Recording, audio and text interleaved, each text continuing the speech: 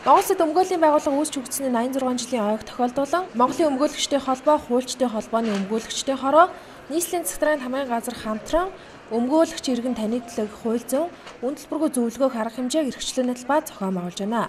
За энэ түүхэн хугацаанд бол өмгөөлөхийн байгууллагууд нийгэмд гүйцэтгэх ёстой үүргээ, хүний эрхийн төлөө, нийгэм шударгаас бэхжүүлэхийн төлөө энэ үүргээ бол биелүүлж ирэхдээ бол олон түмэнд болоо төрд бол үнэлэгдсэн гэж үзэж байгаа. Өнөөдрийн байдлаар бол өмгөөлөгчдийн холбоонд бол 1100 өмгөөлөгчдөр байна. Иргэдийн зүгээс өмгөөлөгчдөөс гэр бүлийн салтай холбоотой ямарваа нэгэн гэрээний маргаантай холбоотой асуудлуудаар өмгөөллийн тусалцаа зөвлөгөө авах нь дийлэн хөөг эдэлж байна. Өнөөдрийн хувьд бол яг хүмүүсийн мэдээж өөртөө тулгарсан тодорхой асуудлаар зөвлөгөө авъя, мэргэжлийн хүмүүсээс зөвлөгөө авах гэсэн эрэлт хэрэгцээ бол айгүй их байна.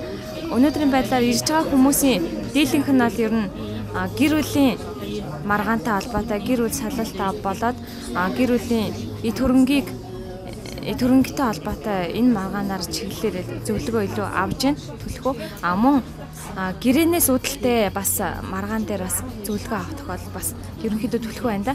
Төлбөрийн чадваргүй иргэдтэй өмгөөлөл авахд заавал өмгөөлөгчд тодорхой хэмжээний ажлын хүйс суух ёстой гэдэг болоо ямар нэгэн байдлаар төлбөрийн чадваргүй хүмүүстэй үндэлбэргүй ингээд хуулийн зөвлөгөө авах өмгөөллийн ингээд тусламж авах юм боломж ер нь хэр байдаг юм болоо. За ер нь бол манай хууль тогтоомжоор бол өмгөөлөгч иргэдэд үнд төлбөргүй зөвлөгөө өгөх юм зохицуулалт бол байгаа. Тэгэхээр яг үнэхээр төлбөрийн чадваргүй гэдгээ тодорхойлоод манай Монголын өмгөөлөгчдийн холбоо болон хуульчдын холбоонд хандаад ингээд өөрийнхөө асуудал юмаа танилцуулахад бол угаасаа яг тэр асуудал дээр мэргэжсэн өмгөөлөгчнөр тусалцаа үзүүлэх юм боломж нээлттэй байгаа.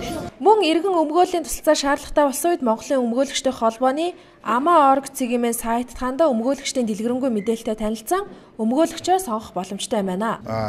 Нөгөө талаар тэр одоо өнгөрсөн оны ажлын дүгнэлтээс харж байхад өмгөөлөгчдөр ер нь иргэд өмгөөлөгч сонгож чаддаг юм байна. За надад нэг ямар нэгэн бодлоо гэхээр ингээд тань талаар явчихдаг.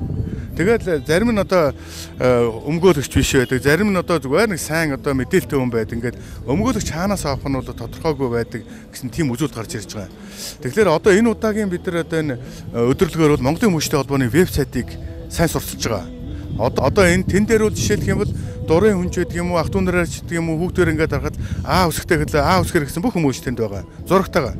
Тэгэл одоо үсгэр гэсэн алгорма гэж байхад тэрийг одоо ингээд идэвхжүүлэхээр алгорма гэдэг хүн бол хэдэн жил өмгөөлөгч хийсэн байна. Ямар чиглэлээр өмгөөлөх хийсэн байна. Утас нь аавна, ажлын байр нь аавна гэдэг бүх мэдээлэл энэ дэр байна.